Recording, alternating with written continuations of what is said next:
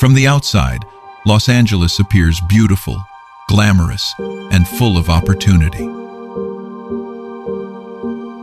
But beneath that beautiful surface are lives quietly falling apart in ways most people will never see. It's like some psych boyfriend. So you gotta get it amputated? Yeah. I've been in and out of the hospital for 3 years off and on. As you can see, the bugs are more attracted to us young people that got addiction than they are rotten fruits on the ground.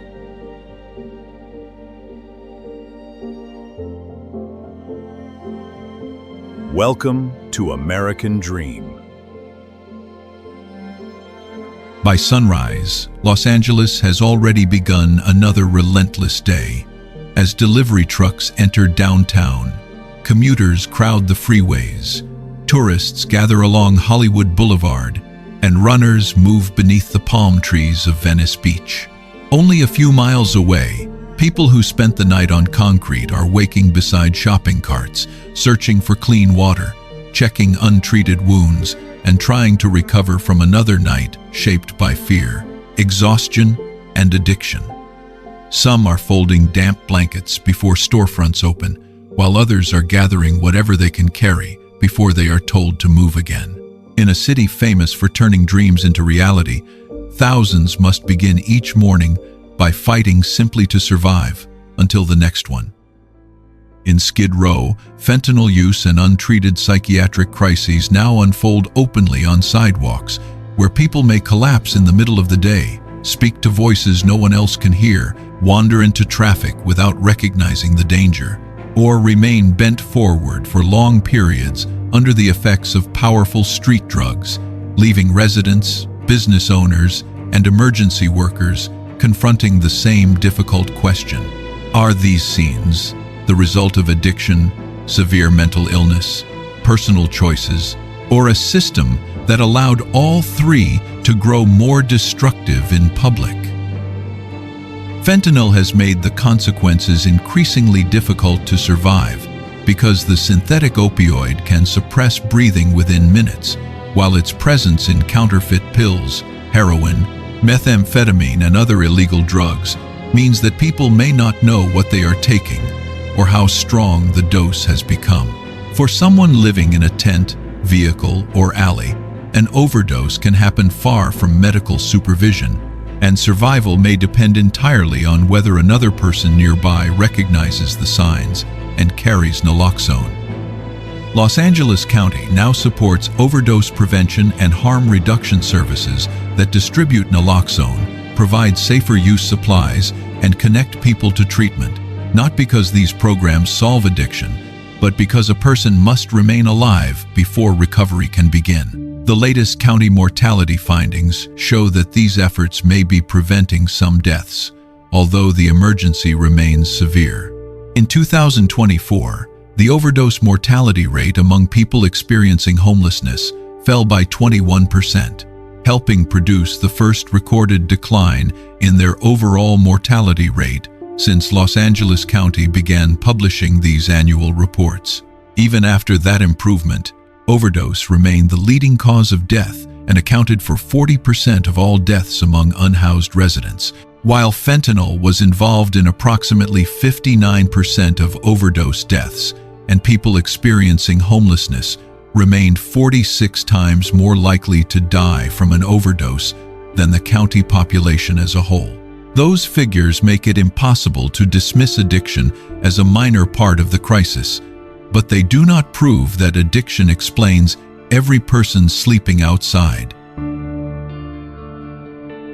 LASA reported that 27% of people experiencing homelessness in the city of Los Angeles self-reported a substance use disorder in the 2023 comparison it published, a figure that may miss conditions that were undiagnosed or not disclosed, but still shows that most respondents did not identify substance use disorder as part of their situation. Some people lost housing after addiction, damaged employment, finances, and relationships, while others began using drugs only after homelessness had already taken away regular sleep, personal safety, medical care, and the routines that once kept their lives stable. Severe mental illness complicates the picture further because a person in visible distress may be experiencing schizophrenia, trauma, a brain injury, extreme sleep deprivation, drug-induced psychosis, or several conditions at the same time,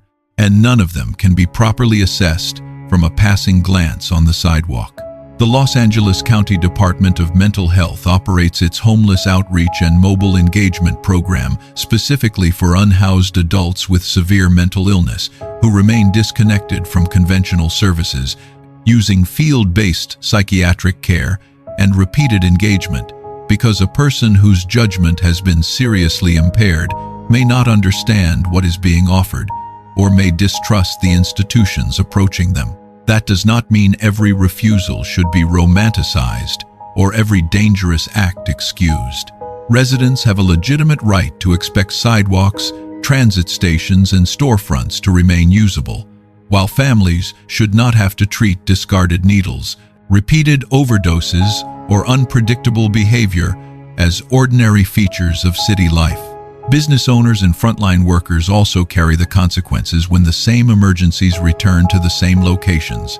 But public frustration becomes an incomplete explanation when every tent is treated as proof of addiction, and every person who hesitates to enter treatment is described as freely choosing the street. A person may reject one shelter because it separates them from a partner, does not accept a pet, conflicts with work hours, or feels unsafe after previous experiences, while another may refuse help because psychosis, withdrawal, or years of institutional failure have damaged the ability to trust anyone offering it. Individual responsibility still matters, especially when behavior places others in danger. But responsibility cannot be separated from capacity, because the ability to make a rational choice is often weakened by the very conditions the system expects a person to overcome before receiving stable help. Los Angeles, therefore, cannot solve this part of the crisis by choosing between punishment and compassion, because fentanyl requires treatment, severe psychiatric illness requires sustained medical care, public disorder requires accountability, and none of those responses will last if the person is repeatedly returned to the same sidewalk without housing or follow-up support. Reversing an overdose may prevent a death that night, but unless the city can connect that rescued life to treatment, stability, and a safe place to recover, the next emergency may already be waiting in the same block.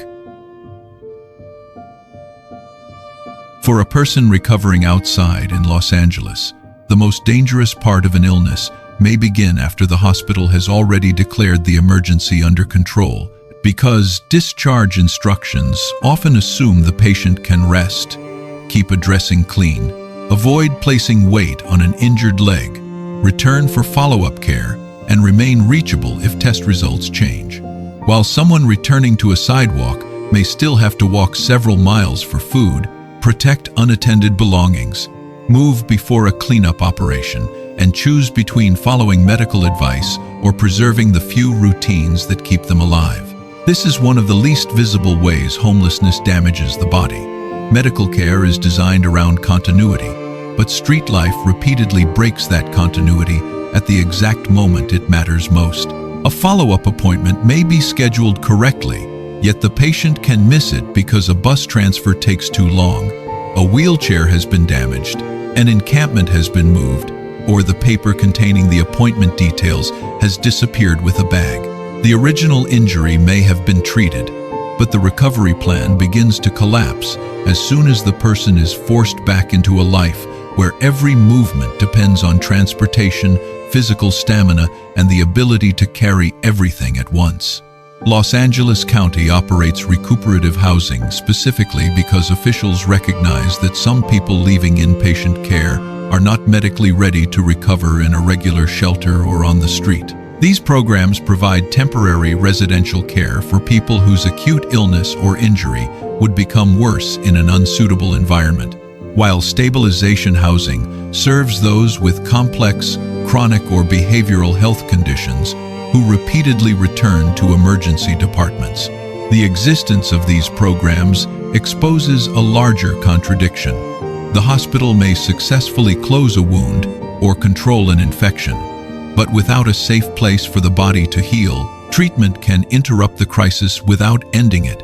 Outside, even a mobility aid can become part of the burden rather than a complete solution. A walker must be pushed over broken pavement, while its owner also carries clothing and documents.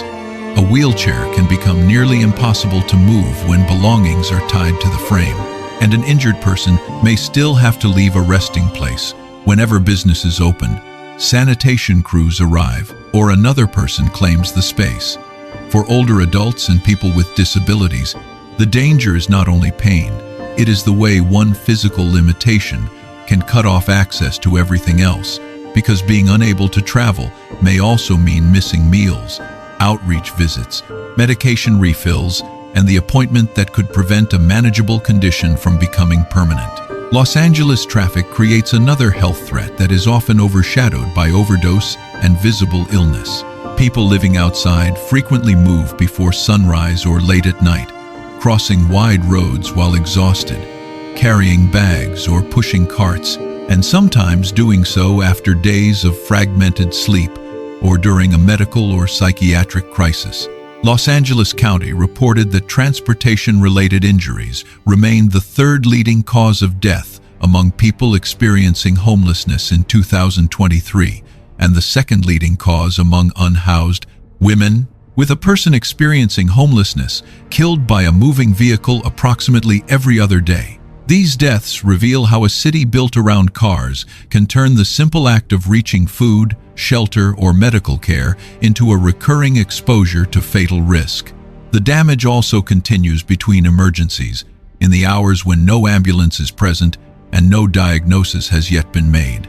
A person who cannot enter deep sleep because they are guarding medication, identification, or a mobility device may still appear awake and functional the next morning, but repeated interruption weakens concentration, judgment, and the ability to follow complicated treatment instructions. Over time, the same person may be described as uncooperative for missing appointments or failing to complete paperwork, even though the system is asking them to manage a medical schedule while living in an environment where time, possessions, and location can change without warning. This is why street medicine and repeated outreach matter in ways that are not always visible on camera. The work is not limited to bandaging a wound beside a tent. It often involves finding the same person again, rebuilding a connection after they have been displaced, linking medical records across different facilities, and trying to prevent a health crisis from disappearing into another part of the city. Los Angeles County's multidisciplinary street engagement teams were designed to return to targeted areas and build trust over time, because a single encounter rarely repairs the medical and social disruptions created by prolonged homelessness. The harshest truth is that hospitals can repeatedly rescue the same body without changing the conditions that keep sending it back. Emergency departments can treat dehydration, trauma, infection, and acute psychiatric distress. Yet the patient may return to an environment where rest is interrupted, follow-up care is fragile, and every trip across the city requires physical effort the body may no longer be able to provide. The medical crisis has been stabilized, but the recovery remains homeless. Street life can explain why a person's health deteriorates so quickly, but it cannot explain why that person lost housing in the first place. And to understand that beginning, the story must move backward from the emergency room and the sidewalk to the rent notice, the missing paycheck, and the first night when there was no longer a door to return to.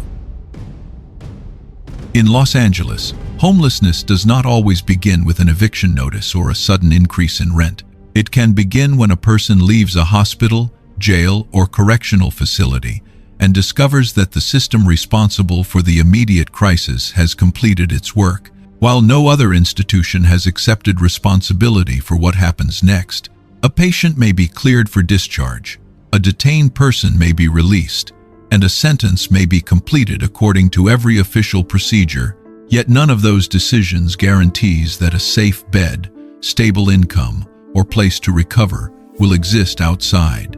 Even a short period in custody can destroy arrangements that were already fragile. A person may be detained for several days, later released before trial or leave without ultimately receiving a conviction, but still return to find that missed work has cost them a job. A temporary place to stay is no longer available. Medical appointments have been missed, and personal property left in a public space has disappeared.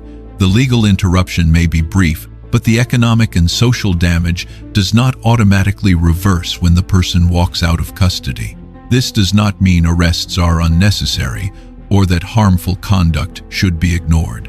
Residents, transit workers, and business owners have legitimate reasons to expect intervention when someone becomes violent, threatens others, steals, or repeatedly disrupts public spaces. The deeper problem begins when arrest is used to remove an immediate disturbance without addressing the condition that helped produce it. Because a person can leave custody with fewer possessions, weaker employment prospects, interrupted treatment, and no place to sleep, returning to the same neighborhood in a more unstable condition than before. For people completing longer sentences, the barriers become even more permanent. Release may come with requirements to report to supervision, attend treatment, complete drug testing, seek employment, and remain reachable, all of which are intended to support accountability and reduce future offending. Yet those same requirements are far harder to satisfy without stable housing, transportation, or reliable communication. Los Angeles County operates re-entry housing and support programs precisely because officials recognize that justice-involved individuals often need temporary housing, case management, employment assistance, and behavioral health services before long-term reintegration becomes realistic. The sentence may have ended, but the record continues into almost every place where stability must be rebuilt. A landlord may see a background check before meeting the applicant. An employer may see a period of incarceration before considering current skills. A family may remember the financial losses, addiction, violence, or broken trust that existed before the arrest, and decide that allowing the person to return would place others at risk. None of those concerns is automatically unreasonable, but when housing, employment, and family support disappear at the same time, legal freedom can exist without any practical route back into ordinary life. Los Angeles County's decision in March 2026 to approve construction of a warm landing place directly across from Men's Central Jail demonstrates how seriously officials now view the moment of release. The facility is intended to provide immediate access to housing, navigation, healthcare, employment support, and other re-entry services before people leaving custody disappear into shelters, encampments, or another cycle of arrest. Its location also reveals the problem the county is attempting to solve. Without intervention at the exit itself, the distance between incarceration and homelessness may be only a street crossing. A similar institutional gap appears when serious illness removes a person from work and ordinary life. Cancer treatment, kidney failure, major surgery, or a disabling injury can reduce working hours, exhaust family caregivers, and require repeated appointments that are difficult to maintain without stable income. The medical condition may be the first emergency, but the loss of housing can become a second one, especially when treatment continues long after paid leave. Savings and temporary family assistance have been exhausted. Hospitals are responsible for treating the medical crisis, not providing indefinite housing, and California law requires hospitals to document specific discharge planning steps for patients experiencing homelessness. Los Angeles County also maintains recuperative care for people who no longer require hospitalization, but remain too sick or injured to recover safely on the street or in an unsuitable shelter.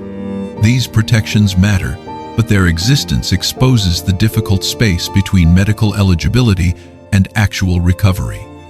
A person can be stable enough to leave a hospital while remaining too medically fragile to manage a conventional shelter, public transportation, or the physical demands of street life. That gap becomes especially severe for patients who need help with mobility, wound care, or basic daily activities. A shelter may have an available bed, but lack the staff or facilities required to support complex medical needs, while a specialized placement may require referral, eligibility review, and an opening at the correct level of care. The patient is therefore passed between systems that may each be following their own rules, even as no available option fully matches the person standing between them. Once outside, these histories affect how people are treated. A person leaving incarceration may be viewed first as a threat, even when currently seeking work or treatment. A seriously ill person who misses appointments may be described as non-compliant, even when fatigue, disability, or repeated displacement has made the schedule almost impossible to follow. Someone arrested during a psychiatric or substance-related crisis may continue to be treated primarily as an offender after release, although punishment alone has not restored judgment, health, or housing. Personal responsibility still matters. Completing a sentence does not erase the harm caused to victims. Illness does not excuse dangerous behavior, and the availability of services does not guarantee that every person will accept them. Some people violate release conditions, return to substance use, reject treatment, or damage the relationships that once supported them. But accountability becomes less effective when society demands stability from people while denying them most of the conditions required to demonstrate it. The issue is not that hospitals, courts, or correctional facilities should hold people indefinitely. It is that the official end of one process can become the beginning of homelessness when discharge, release, and re-entry are treated as separate administrative events rather than one continuous transition. The hospital can close the medical case, the jail can authorize release, and the court can declare the sentence complete, while the person at the center of those decisions remains without a door to enter that night. For those who reach the homeless services system after illness, arrest, or incarceration, Los Angeles appears to offer re-entry programs, recuperative care, shelters, outreach teams, and housing assistance. The next question is whether those separate services can act quickly enough, communicate effectively enough, and accept shared responsibility before a temporary institutional exit becomes a permanent life on the street. When Los Angeles's homeless services system fails to operate as one continuous structure, the people working inside it often become the only continuity a person has left. Outreach workers return after earlier offers were rejected. Nurses locate patients who missed follow-up care. Peer specialists explain rules in language shaped by lived experience. And case managers preserve applications that might otherwise disappear each time someone is moved. Their work does not eliminate the shortage of housing, but without it, many people would lose contact with the system long before an apartment or treatment placement became available. Los Angeles County now coordinates more than 150 outreach teams through its Emergency Centralized Response Center, while outreach continues 7 days a week across the county. These teams do not all perform the same role. Some respond to public requests, some work in large encampments, and others include specialists in physical health, mental health, substance use, case management, and peer support for people whose needs cannot be addressed through a single referral. The scale reveals how much labor is required merely to keep contact with a population spread across 88 cities and thousands of streets, underpasses, vehicles, and temporary encampments. The public often sees outreach as a brief encounter in which a worker offers shelter and the person either accepts or refuses. In practice, the first conversation may produce almost nothing that can be measured as success. A person who has been robbed, displaced, hospitalized, arrested, or repeatedly promised assistance may not trust another worker carrying a clipboard, and someone living with psychosis or severe trauma may not be able to explain what is needed during a single visit. Outreach, therefore, depends on returning, remembering earlier details, and proving that the person will not be abandoned simply because the first answer was no. That repeated contact also allows workers to notice changes that would be invisible in a database. A person who normally stands and speaks clearly may suddenly be unable to walk. Someone who has repeatedly rejected shelter may become willing to leave after an assault, a medical decline, or the loss of a partner. A document may finally arrive, a housing opportunity may open, or a family connection may become possible again. The moment when someone accepts help can appear sudden, but it may have been created by months of conversations that produced no immediate placement. Peer specialists are especially important because they can recognize forms of distrust that institutions often misinterpret as resistance. Los Angeles Homeless Services Authority maintains a lived experience advisory board so that people who have experienced homelessness can influence policy and program design, while several members have also worked as outreach specialists, housing case managers, mental health advocates, and certified peer support professionals. Their value is not simply that they can tell an emotional story, it is that they understand how a shelter rule, intake process, or missed appointment may be experienced by someone trying to survive outside. A worker with lived experience may understand why someone refuses to leave possessions unattended, why a person distrusts transportation to an unfamiliar location, or why being asked the same personal questions by multiple agencies feels less like assistance and more like another test. That perspective does not mean every refusal must be accepted without challenge. It means the response can address the actual barrier instead of assuming that the person has rejected all help. Street medicine teams perform another form of work that traditional health systems cannot easily provide.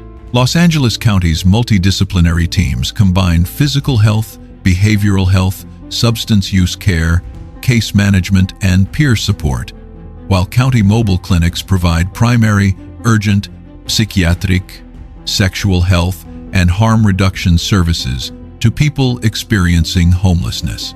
The purpose is not merely to recreate a clinic outdoors, but to reach patients whose illness, disability, or distrust prevents them from entering conventional care, and to reconnect treatment with the housing and social services required for recovery.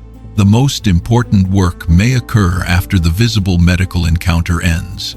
A wound can be treated in minutes, but the team may still need to find the patient again, arrange transportation, recover identification, confirm a referral, and explain the condition to another provider. If the person moves or the encampment is cleared, that clinical relationship can disappear unless a worker knows where to look next. The medical procedure may be straightforward. Maintaining the chain of care is often the harder task. Nonprofit organizations hold different sections of that chain. LA Family Housing combines street engagement with individualized plans, housing placement, and continuing support after move-in. The People Concern integrates outreach, interim housing, medical and mental health care, substance use services, domestic violence support, and permanent supportive housing. These models reflect an important lesson. A person rarely remains housed because one problem was solved in isolation. Specialized organizations are also necessary because homelessness does not expose everyone to the same risks. The Downtown Women's Center provides housing and services designed around women and survivors of violence, including healthcare, employment assistance, and supportive housing. Its work recognizes that a large mixed shelter may technically offer a bed while still failing to provide the safety, privacy, or trauma-informed environment required by someone escaping abuse. DWC reports serving nearly 5,000 women and survivors across its programs annually and operating permanent housing in Los Angeles, demonstrating how specialization can reach people who might disappear inside a system designed around a general population. Some of the most consequential work remains almost completely invisible. Case managers help replace identification, recover benefit records, complete disability applications, and preserve housing files through months of delay. Housing navigators contact landlords, prepare applications, coordinate inspections, and respond when a unit falls through. Employment staff help explain long absences or criminal records, while domestic violence advocates try to maintain confidentiality across systems that depend on shared information. None of these tasks produces the dramatic footage associated with encampment removals, but one incomplete document or unanswered call can stop a housing placement that took months to assemble. Volunteers, faith communities, and neighborhood groups fill another layer of need by providing meals, clothing, hygiene supplies, transportation, and human contact. Downtown Women's Center reports that more than 2,400 active volunteers contribute nearly 10,000 hours of support each year. The People Concern operates access services that include meals, showers, laundry, lockers, and pet assistance. While other community organizations perform similar work throughout the county, these services may appear basic, but clean clothing, a secure place for possessions, or help caring for an animal can determine whether someone attends an interview, accepts a placement, or remains connected to outreach. Yet emergency generosity must not be confused with a complete solution. A meal can prevent hunger that day, a shower can restore dignity, and a volunteer can help someone complete a form, but none of those actions creates an affordable apartment or guarantees long-term treatment. When charitable organizations are expected to compensate permanently for shortages in housing, psychiatric care, and public coordination, compassion becomes a substitute for infrastructure rather than a bridge toward it. The same caution applies to the organizations receiving public money. Nonprofits should not be protected from scrutiny simply because their missions are compassionate, and frontline effort should not be used to excuse poor outcomes, weak oversight, or programs that move people from one temporary setting to another. Residents have a right to know whether funded services are reducing street homelessness and whether people remain housed after placement. Respecting the workforce and demanding accountability are not opposing positions.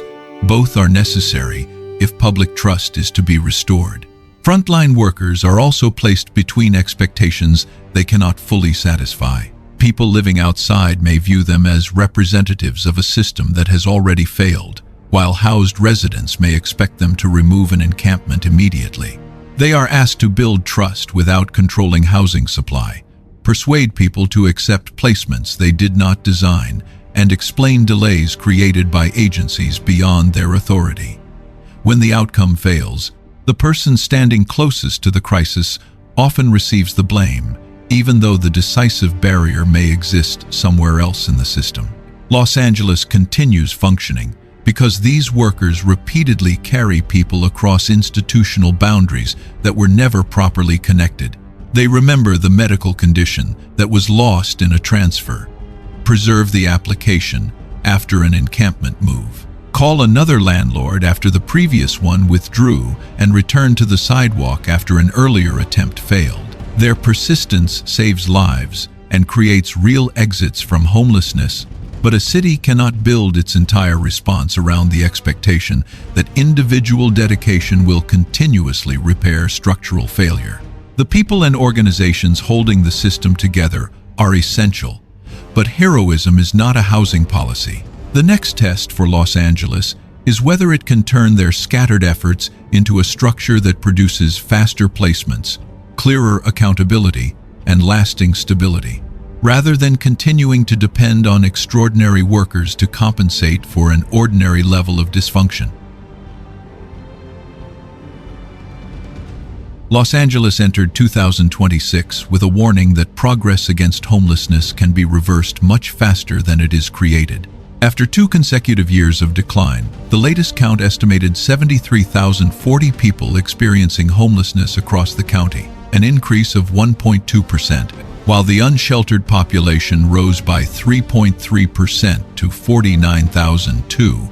Neither change was considered statistically significant, but the administrative data revealed a more important problem. When movement into permanent housing slowed, pressure began accumulating throughout the entire system.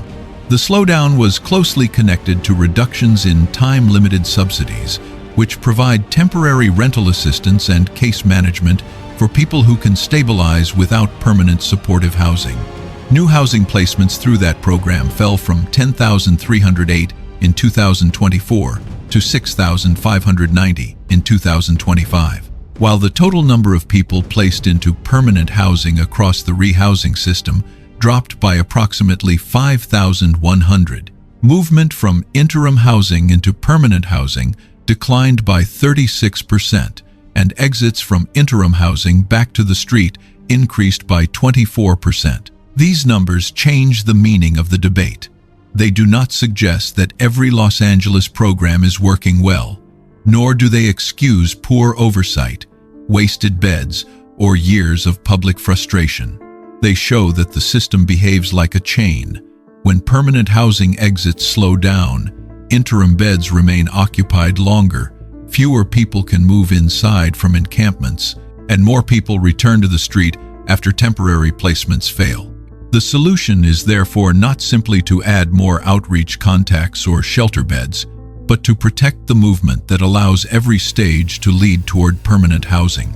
Los Angeles County is now attempting to create clearer responsibility through its new Department of Homeless Services and Housing. Beginning July 1, 2026, the department assumed direct control of more than 230 service provider work orders previously administered across several agencies. Those contracts include more than 6,500 interim housing beds, over 2,800 time-limited and shallow rental subsidies, and intensive case management services for more than 30,000 people living in permanent supportive housing. Centralization could make spending easier to track and reduce the confusion created when multiple agencies control different parts of the same person's journey. But organizational reform will matter only if responsibility becomes clearer at the individual level. A new department cannot be judged by the number of contracts transferred under its name. It must be judged by whether a person entering outreach can move through shelter, treatment, and housing without repeatedly losing information or being returned to the beginning of the process. LAHSA is also restructuring its role, moving away from administering large portions of county funding and toward becoming the central coordinator for a rehousing system spanning 85 cities, unincorporated communities, and hundreds of providers. Its responsibilities are expected to focus on shared data, coordinated entry, federal funding, performance reporting, and the infrastructure that allows separate jurisdictions to function as one system. That division of responsibility may be logical on paper. The county department directly manages services and funding, while LAHSA coordinates data and regional access. The risk is that Los Angeles replaces one fragmented structure with two reorganized institutions whose boundaries remain unclear to the people using them. The public should be able to identify which agency controls a bed, which agency controls the subsidy, which organization is responsible for the housing search, and who remains accountable when the process stops moving. Los Angeles is also expanding housing, homelessness prevention, and public accountability through Measure A, the half-cent countywide sales tax approved by voters in 2024. The county's plan for fiscal year 2026 through 27 includes approximately $277 million for interim housing and nearly $239 million for permanent housing. Through the Los Angeles County Affordable Housing Solutions Agency, more than $228 million is being directed toward building and preserving affordable homes, while more than $114 million is intended for renter protection and homelessness prevention. This investment is significant, but it also creates a higher standard for measurable results.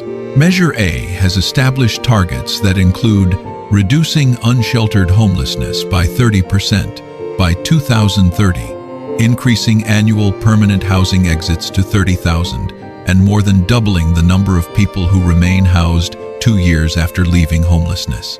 It also aims to reduce the number of people becoming newly homeless by 20% and increase annual affordable housing production from approximately 1,700 units to between 2,400 and 2,600. Those goals move Los Angeles in the right direction because they measure more than temporary contact.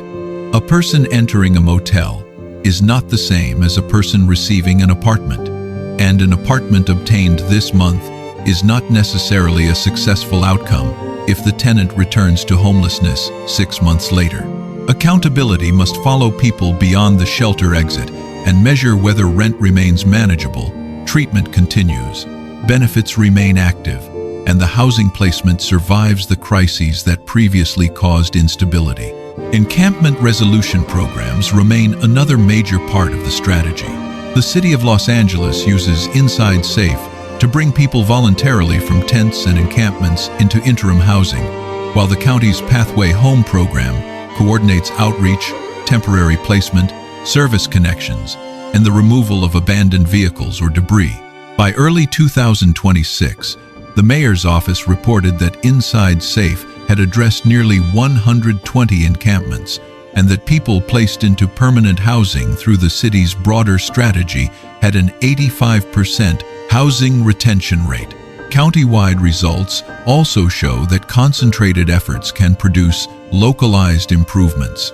The 2026 count found a 37% decline in unsheltered homelessness in the Antelope Valley, while the South Bay recorded a 12% reduction in overall homelessness and an 8% reduction in its unsheltered population. County officials connected those changes to sustained outreach, Pathway Home operations, interim housing and home key investments carried out with local jurisdictions.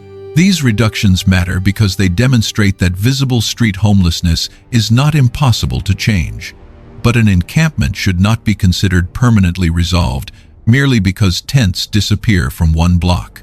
The meaningful outcome is whether the people who live there remain indoors, advance into permanent housing, and do not establish another encampment after an interim placement ends. Public space restoration is legitimate, but it must be measured alongside human stability rather than treated as proof of it. Residents are entitled to usable sidewalks, safe parks, and commercial areas that are not repeatedly damaged by fires, waste, or uncontrolled public drug use.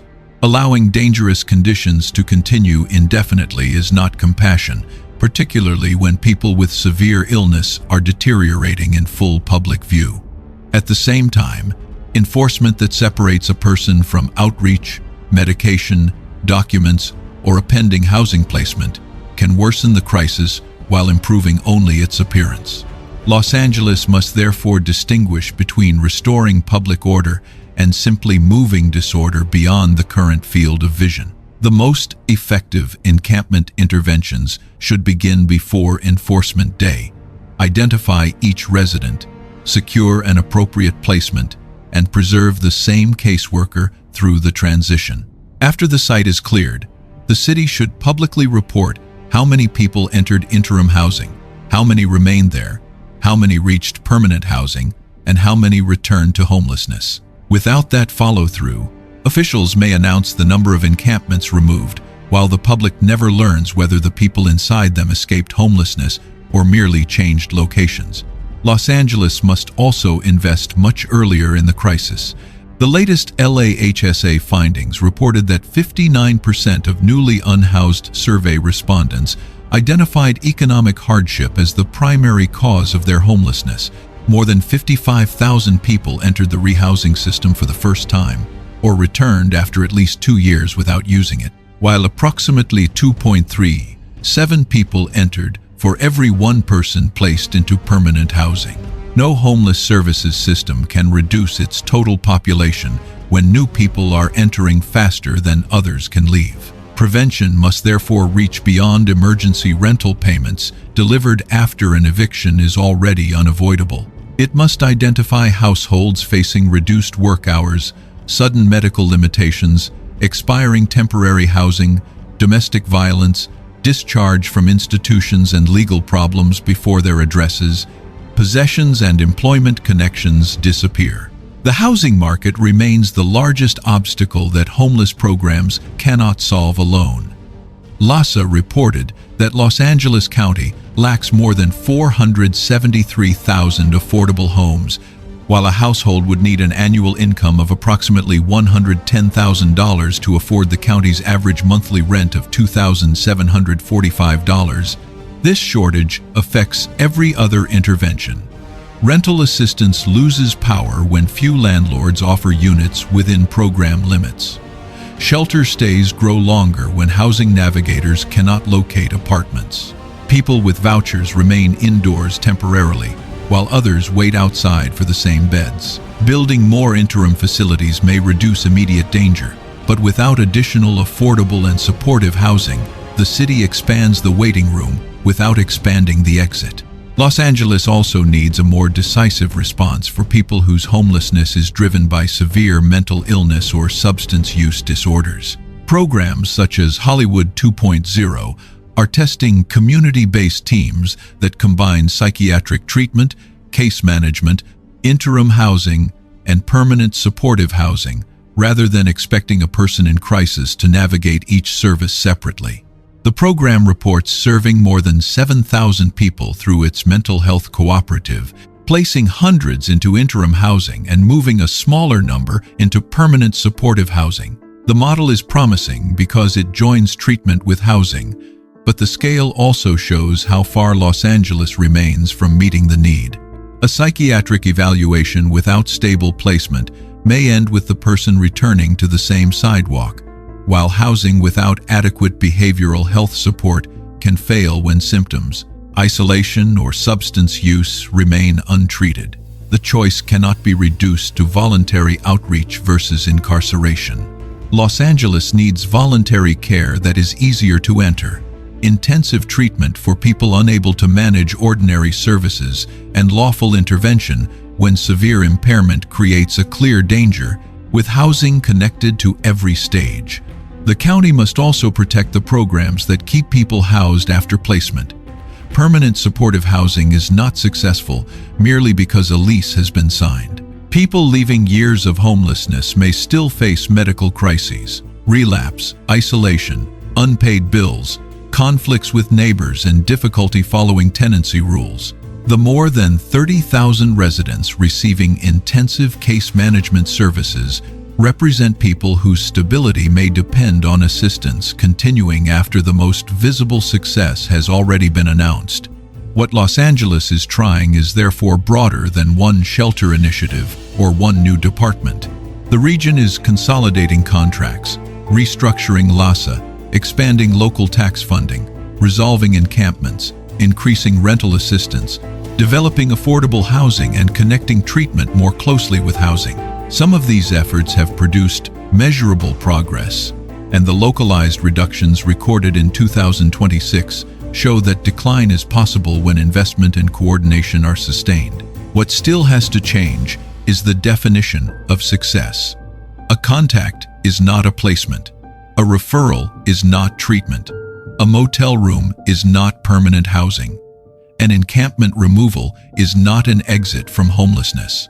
A signed lease is not long-term stability unless the tenant is still housed after the cameras, funding announcement, and public celebration have ended. Los Angeles does not need another promise that one program will finally solve the crisis.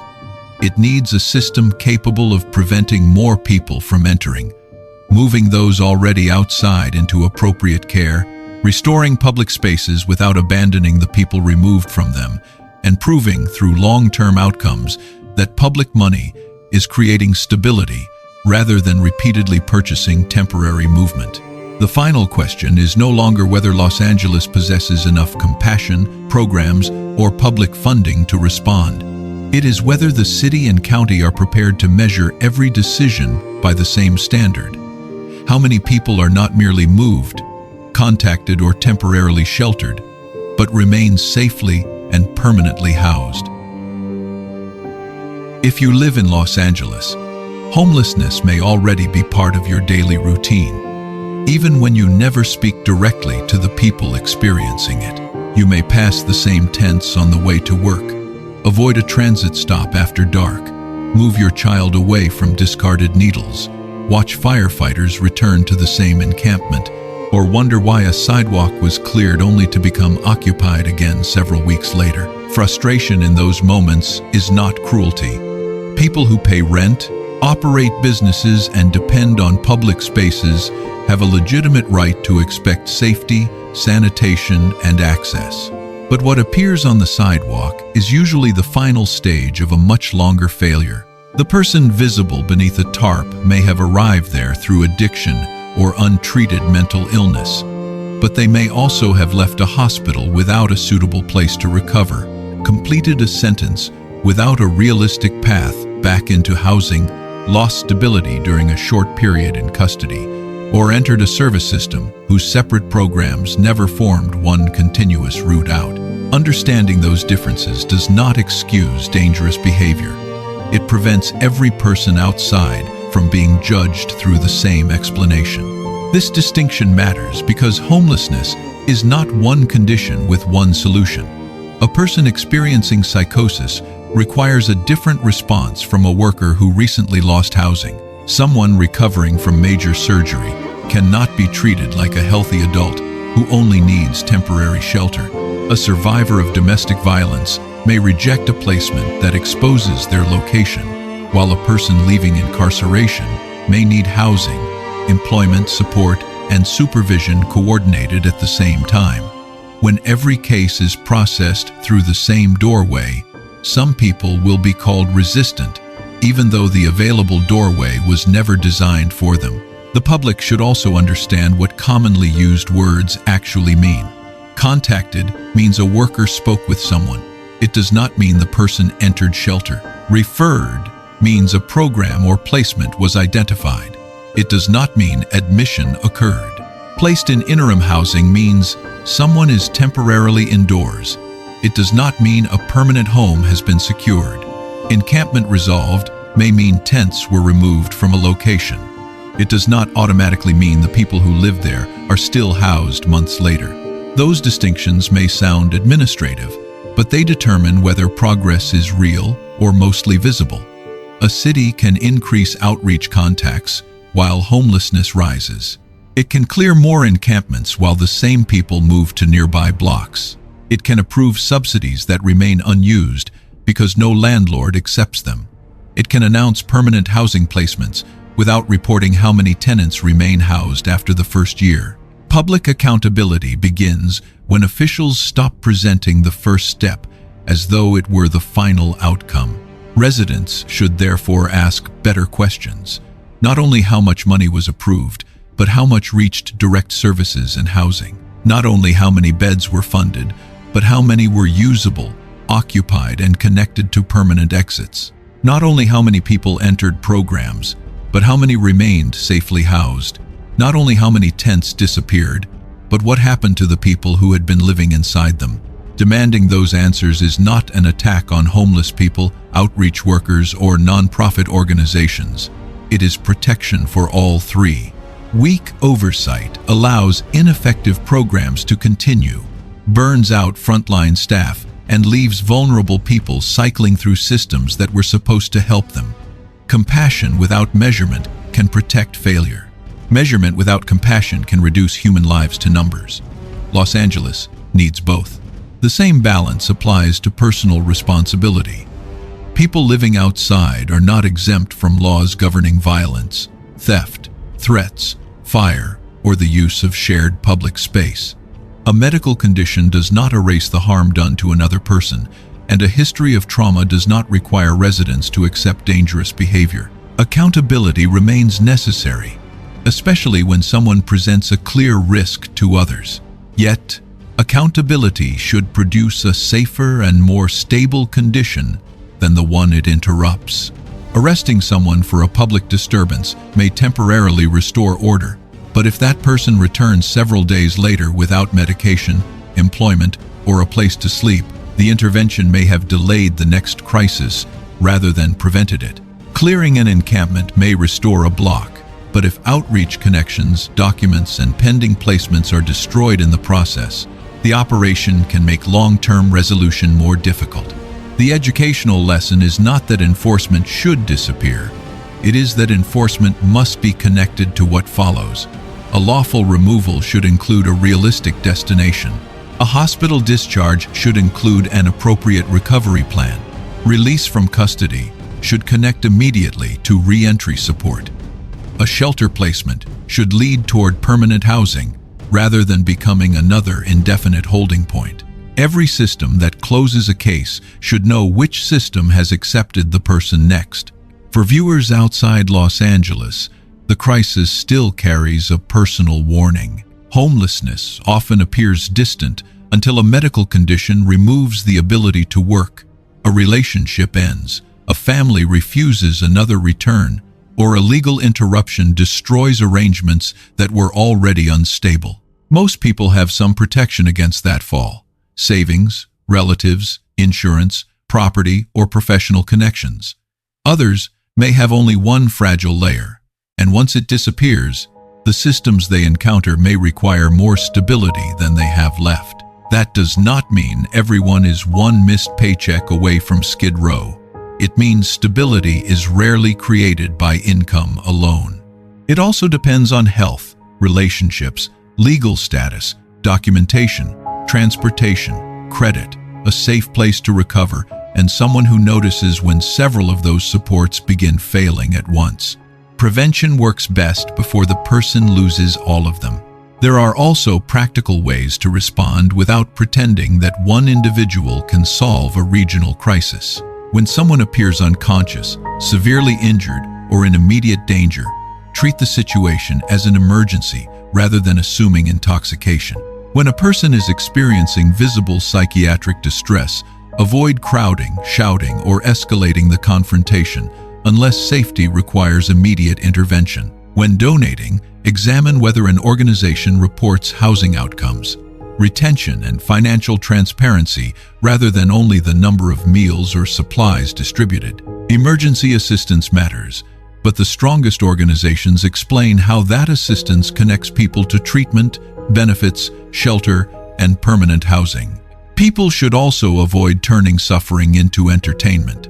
Recording someone during psychosis, overdose, medical distress, or extreme humiliation may generate attention while permanently exposing a person at the lowest moment of their life. Public documentation can sometimes reveal dangerous conditions or government failure, but there is a difference between documenting a crisis and collecting another person's collapse for spectacle. The person on the screen may later recover, reconnect with family, or seek employment, while the footage remains searchable forever.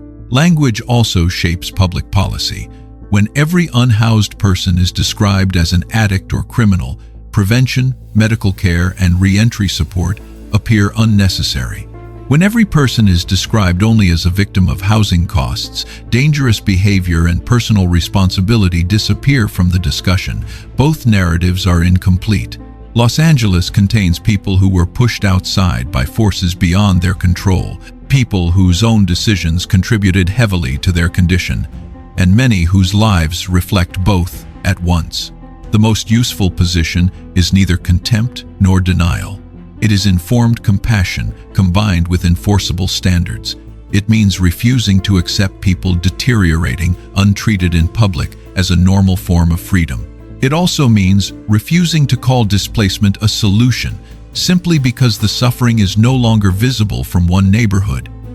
It means protecting residents without treating every homeless person as a threat, and protecting vulnerable people without pretending that public disorder has no victims.